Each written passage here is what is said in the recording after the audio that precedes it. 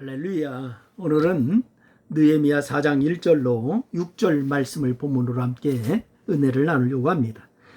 산발랏이 우리가 성을 건축한다 함을 듣고 크게 분노하여 유다 사람을 비웃으며 자기 형제들과 사마리아 군대 앞에서 일러 말하되 이 미약한 유다 사람들이 하는 일이 무엇인가?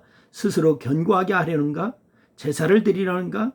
하루의 일을 마치려 하려는가? 불탄 돌을 흙무더기에서 다시 일으키려는가 하고 암몬 사람 드비아는 그 곁에 있다가 이르되 그들이 건축하는 돌 성벽은 여우가 올라가도 곧 무너지리라 하더라. 우리 하나님이여 들으시옵소서. 우리가 업신여김을 당하였나이다.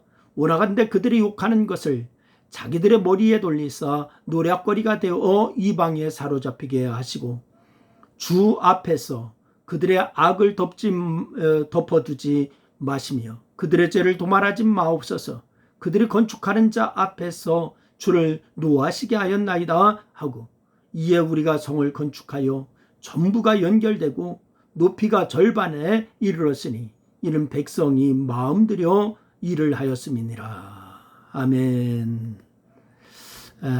우리는 지난 시간에 느헤미야의 울음을 말씀을 드렸습니다. 자신의 안위를 위해서가 아니라 나라와 민족을 위해서 울었습니다. 하나님의 나라를 위해서 울었습니다. 이 말의 이면에는 자신에게 유익되지 않는 일에 개입하지 않으려고 하는 세태와 함께 하나님의 영광을 위해서 헌신하는 그러한 믿음의 사람들의 모습이 있습니다. 여러분, 사람들은 대체적으로 자기를 위한 일이라면 열심을 기울입니다. 그러나 공공의 유익을 위한 일에는 그렇지 않습니다. 그 모습은 믿음이 있다라고 하는 사람도 마찬가지인 것 같아요. 비근한 예로 자기 집은 쾌적한 환경을 만들기 위해서 힘듭니다. 매일같이 열심히 쓸고 닦고 그럽니다. 많은 돈을 들여서 리모델링합니다. 좋은 물건을 들여놓습니다. 근데 하나님의 집인 성전에 대해서는 좀처럼 그런 모습이 보이지 않아요.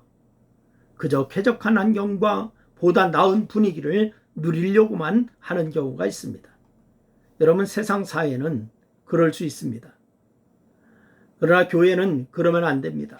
왜냐하면 교회는 나를 포함한 만인이 기도하는 집입니다.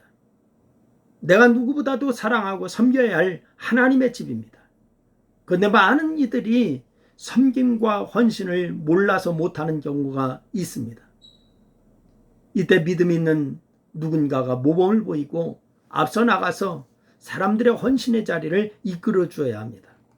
여러분, 우리는 오늘 본문 말씀에서 그 역할을 하고 있는 느헤미야의 모습을 우리가 발견할 수가 있어요.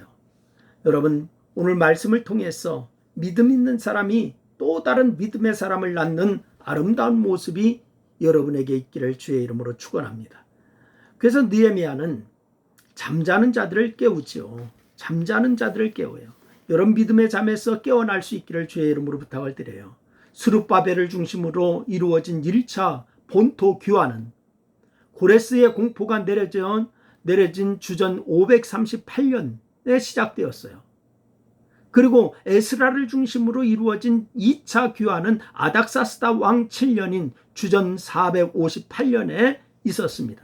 그리고 제3차 귀환이라고 할 수 있는 느헤미야의 귀환, 이것은 아닥사스다 왕 제20년 니산 월인 주전 444년 봄에 일어납니다.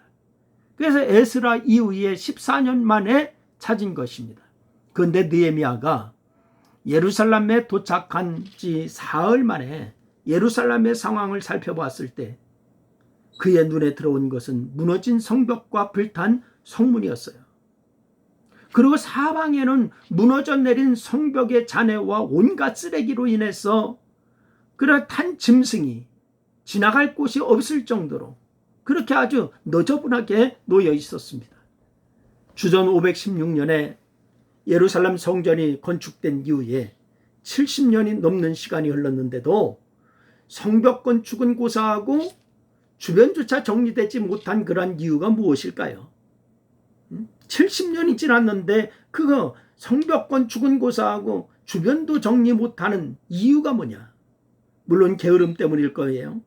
하지만 그 이면에는 그 상황이 자신에게 직접적인 피해가 되지 않을 뿐더러 주변을 정리하는 것이 자신에게 직접적인 유익이 되지 않는다라고 하는 이기적인 생각이 있었을 거예요. 여러분, 그렇다면 과연 그런 생각을 하고 그렇게 사는 사람들을 향해서 믿음이 있는 사람이라고 말할 수 있을까요?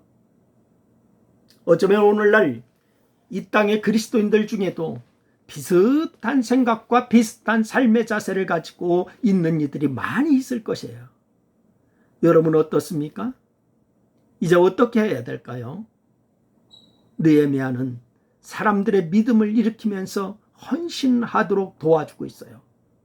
일반적으로 사람들은 아무도 일하지 않으려고 하고 일할 엄두도 나지 않을 정도로 여러분 클 때 지레 포기하거나 낙심하죠. 일이 크고 그렇게 어렵다라고 생각될 때. 하지만 믿음의 사람은 달라야 됩니다. 그들은 하나님을 기쁘시게 하는 일에 목숨을 걸었기 때문에 주를 위한 일이라면 포기하지 않을 뿐더러 하나님께 지혜를 구하면서 이를 성취할 방법에 집중력을 가져야 될 줄로 믿으시기를 바랍니다. 특별히 믿음의 사람은 주변에 잠자는 자들을 일깨워서 그들의 믿음을 복돋우고 함께 주의 일에 동참하도록 격려하고 도와줘야 될 줄로 믿으시기를 바랍니다. 바로 느헤미야가 그런 사람이었어요. 그는 처해 있는 환경에 낙심하지 않았어요. 도리어 사람들을 향해서 성을 건축하여서 다시 수치를 당하지 말자라고 그렇게 촉구하고 있습니다. 그리고 하나님의 선한 손이 자신을 도우셨듯이 이제 일어나 건축하자라고 하는 자들의 손을 하나님이 도우실 것이다라고 하는 믿음을 불러일으키고 있습니다. 그러자 하나님의 은혜 가운데 자는 자들이 일어나기 시작합니다. 그들의 마음에 성벽 건축에 대한 열망이 일어나기 시작합니다. 기꺼이 헌신하고 희생하고자 하는 열정의 불꽃이 일어나기 시작했어요. 여러분, 느헤미야서 3장 말씀에는 성벽 건축을 위해서 구간을 나누어서 백성들이 각 구간을 맡아서 헌신하는 모습이 기록되어 있어요. 그 모습에는 개인 이기주의도, 가족 이기주의도, 지역 이기주의도 없었습니다. 한 손으로 일을 하면서 한 손에는 병기를 잡은 자들, 동이 틀 때부터 별이 나기까지 일하는 자들, 옷을 벗지 아니한 자들의 모습에는 여러분 믿음과 충성의 모습만 있었습니다. 오늘 주변을 볼 수 있기를 바랍니다. 여러분의 눈에 해야 할 주의 일들이 있는데 낙심하여 있고 잠자는 자들의 눈에 들어오지 않습니까?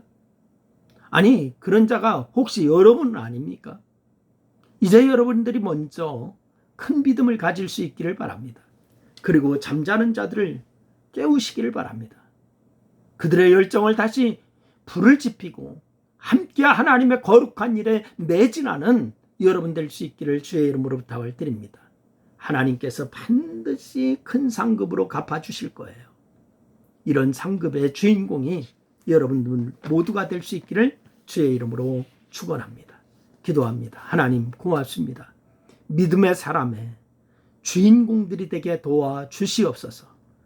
구경하는 자가 아니라 아버지 하나님 주인공이 되어서 내가 주님의 영광을 드러내리라고 하는 느헤미야와 같은 사람들이 다 될 수 있도록 인도하여 주시옵소서.